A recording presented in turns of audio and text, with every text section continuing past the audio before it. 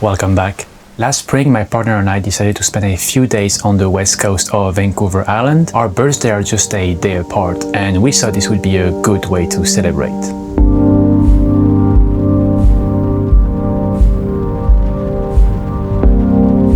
We knew the weather in March could be quite unpredictable, especially on the west coast of Vancouver Island. That being said, we were still quite taken aback when we discovered that it's going to be downpouring all weekend long. Our first stop was Ucluelet, where we ate lunch in the safety of our car to be sheltered from the rain. After that, we drove to the Amphitrite Lighthouse, which is part of the Wild Pacific Trail. A small part of me was happy about the weather though, because there were a couple of shots I wanted to grab in that kind of atmosphere with the fog in the trees, the swell, and then just that moody Pacific Northwest vibe. I really love this trail, and it somewhat became of a tradition to always hit the Amphitrite Lighthouse Trail firsthand, and it always looked different depending on the weather in that case or the season. And it's also a great place to spot marine wildlife, especially whales.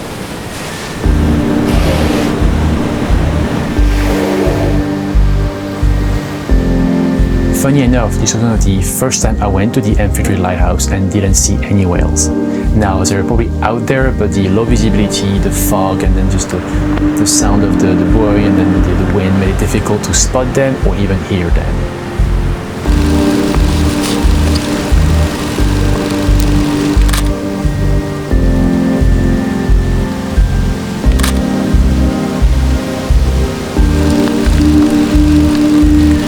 Do we really want to go there? How badly do you want that?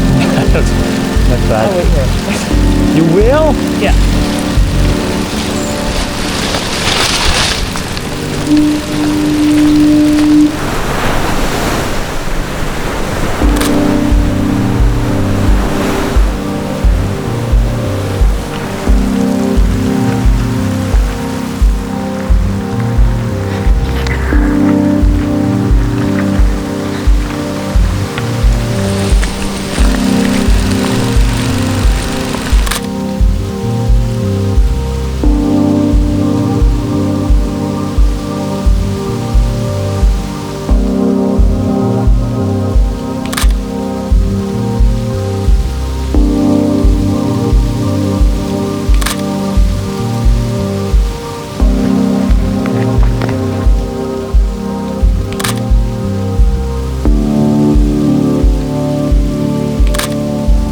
It took only 5 minutes in the trail to be fully soaked. The rain was just non-stop pouring, and it kind of merged with the sea spray, which made it difficult to keep the lenses off water droplets and the camera overly dry. But we did finish the loop, and by then the light started to dim, so we called it a day and drove to Tofino.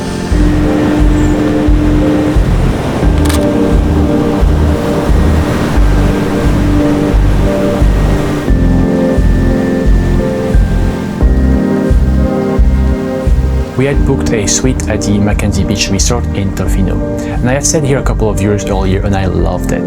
The new owners fully renovated this old campground. The two new additions to this campground are those modern suites which we stayed in, and they kind of look like shipping containers, but the new addition to this campground are those hair streamers campers, like those very old one, metallic one, and those are just so well in tune with I don't know, West Coast camping, I guess, and I will definitely try to book one of those in the future. After changing into dry clothes and warming up with a coffee, I decided to walk to the beach.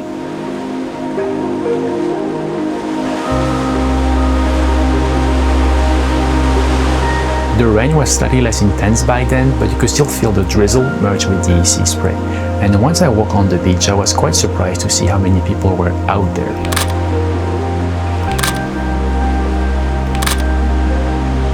And I guess it's something that you have to get used to when you decide to travel to the west coast of Vancouver Island in the spring, is that most likely it will be raining, you'll have some fog, you'll be wet even if you wear rain clothing. It's just part of the experience. I usually find difficult to shoot those wide beaches of the west coast because oftentimes the subject can get lost in all of that vastness, and so generally I would use a 100 to 400 mil so I can get some compressions and really focus on a detail or a subject. So that evening, only having the 24 to 70, I was a little bit out of my comfort zone, but that being said, I tried to really work on like better compositions and trying to find my way around all of that negative space.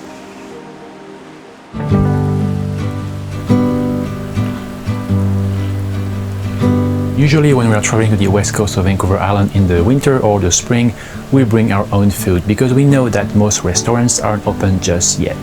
So we knew we were going to have to cook and eat outside despite the rain.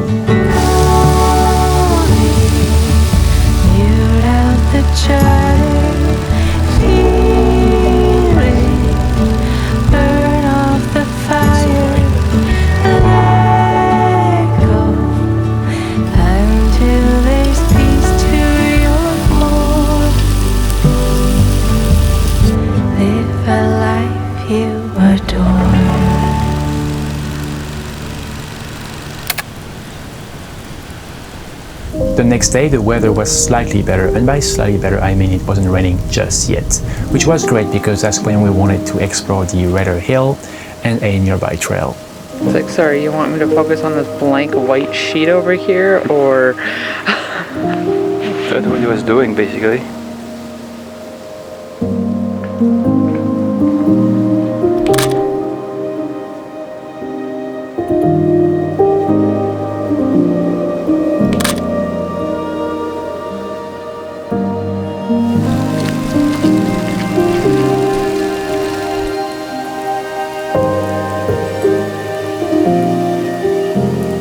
After that, we hiked a nearby but very popular trail that brings you deeper into the hills until you reach an old plane crash site, which, if you've been to Tofino, you know the one I'm talking about, the Kenso plane crash site.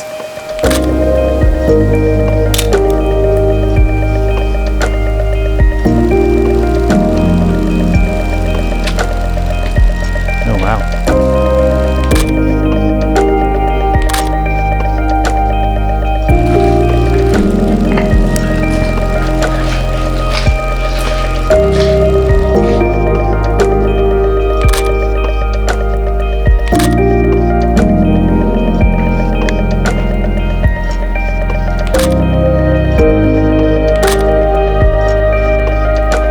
One thing to note about this trail though is that depending on the weather or the season, it can get quite muddy out there, so you know, expect a slippery slope, expect sometimes to have to use your forepaws to go down the trail, wear the proper footwear, and even though you should also expect potential mud in your shoes, but really you have to think about it as a rite of passage, if I may say. Well, they talked about slightly muddy, but I think it was overreacted, well, don't you think? Whoa! I was to the left. Go there, hang on.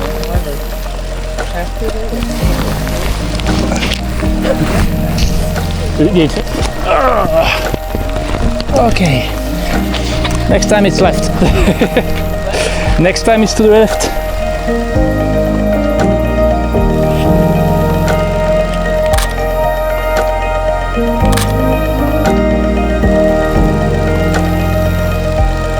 Adorable.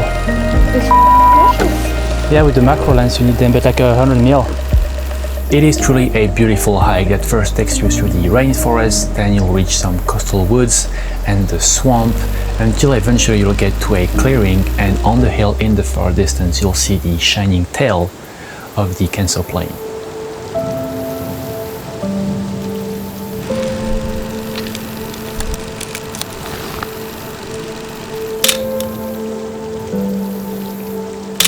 I believe the Kenso plane was a military amphibian bomber that crashed in February 1945, just after taking off from the Tofino airstrip. Fortunately, all of the 12 members of the crew survived, and while waiting for rescue, they had to combat the winter elements, so they built a makeshift tent from their parachutes.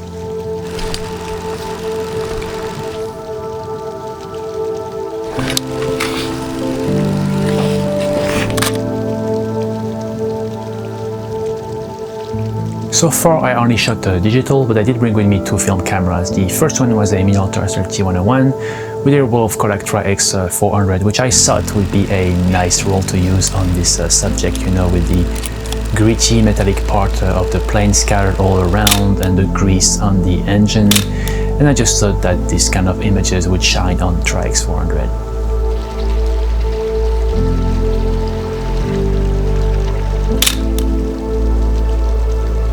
In post, I made a slight adjustment to mimic the Barita Selenium toning so that my digital files better match future prints I might make.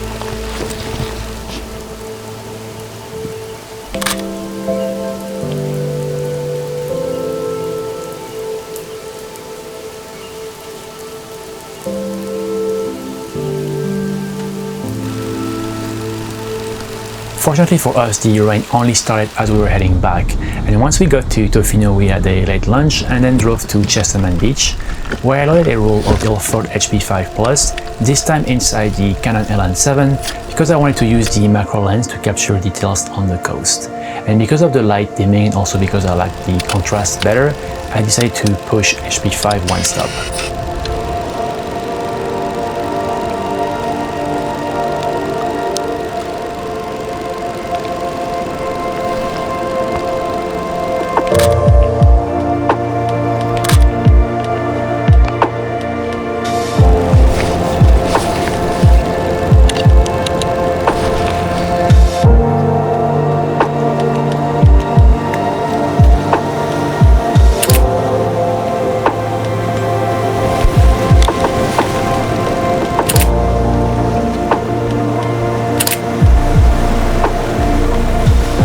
That evening I got some of my favorite shots of the trip, which is kind of odd because I wasn't expecting to shoot that much. Generally when I travel I tend to bounce from places to places, always have my eyes in the viewfinder, trying to capture as much as I can, always thinking about the next shot and the next location. But lately I've been trying to do the opposite, where I am more in the moment, I guess. I just want to take a walk on the beach. I must get old or something, I don't know. But don't get me wrong, I still had my two cameras with me, but I found myself reaching for them less and being more in the moment. And unless something really caught my eye, well, then I would just look with my eye instead of just taking a snap or something. So I shot less, but potentially better photos. Time will tell.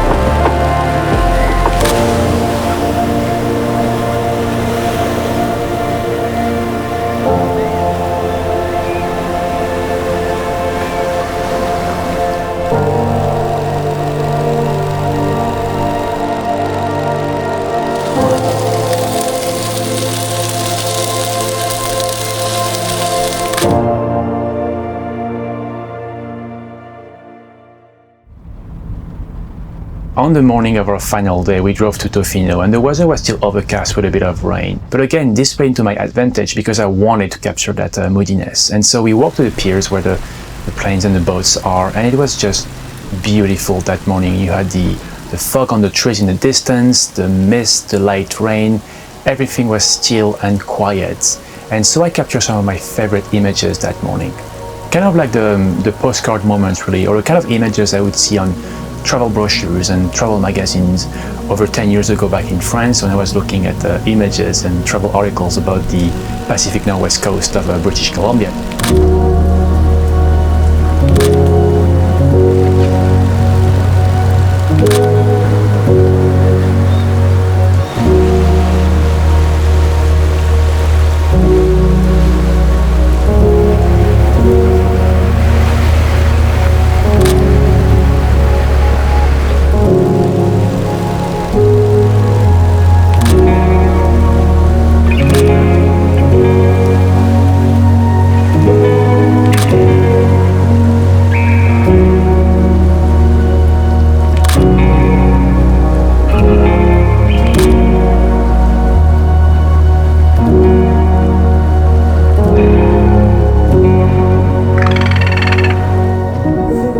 After a coffee in town, we drove south back to Ucluelet and stopped at the trailhead that leads to the Half Moon Bay and Florencia Bay.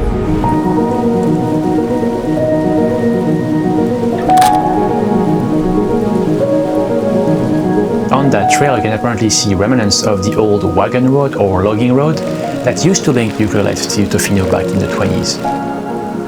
That trail is beautiful. It first takes you through the rainforest, and that day with the fog in the trees and the evergreens, it was very mystical almost, and also very quiet. We could have heard a leaf drop.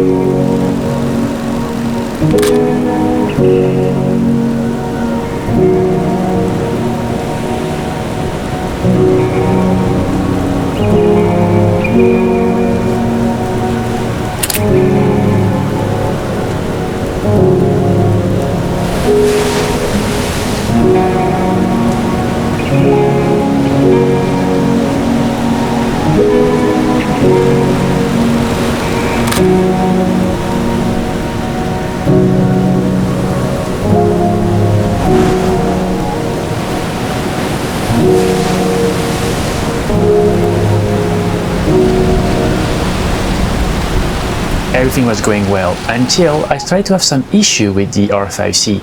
I noticed a bit of a condensation build-up in the viewfinder, but at first I didn't pay much attention to it because it had happened the day before and kind of disappeared overnight. However, on that day, the sensor was also getting affected by it, and then I made the mistake of changing from my 24 to 70 to the 100mm to 400mm, and then it got even worse. All of my images and shot looked like I had stacked multiple mist filters on top of another.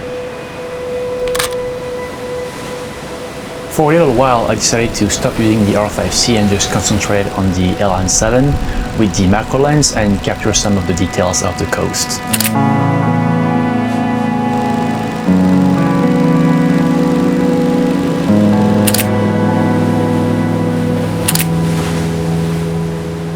When I checked back on the R5C, there was still a lot of fog in the zoom lenses, so I decided to pack them away and instead rely on the 40mm pancake lens that was mounted on my LN7. And I found it a refreshing way of shooting to have the limitation of a single focal length.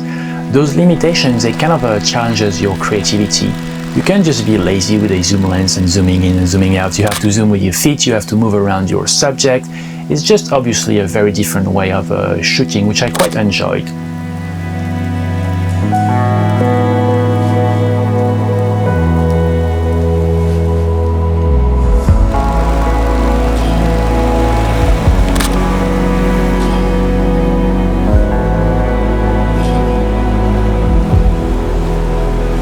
Then we reached a Florencia Bay, and then I just couldn't resist mounting that 400mm again for that sweet compression, and it worked for about 3 minutes before fogging up all over again.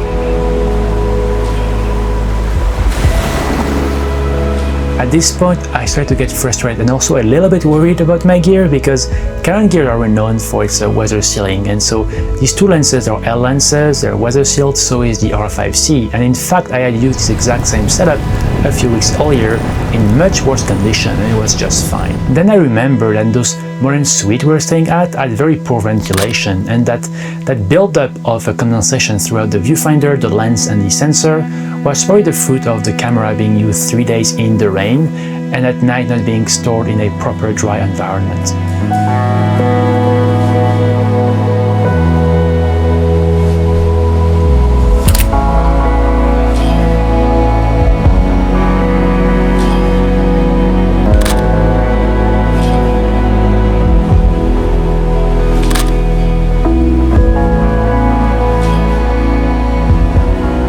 On the way home, we stopped by the newly constructed Kennedy Lake lookout. Now, if you're from Vancouver Island, you know how long it took them to finish this project. It's a bit of a running joke around here. That being said, it's still a very nice lookout. And that evening, the fog was rolling above the trees and around the lake, and I thought those would do a nice final images of that trip. Moreover, it was nice to see that after half an hour with the car ventilations, the condensation buildup inside the R5C was mostly gone. And this concludes our short but wet trip to the west coast of Vancouver Island last March. If you made it to the end, thank you for your support. This is a new format I am trying, so I would love some feedback. And if you enjoyed this video, please consider liking and subscribing so I can do more in the future. Bye for now.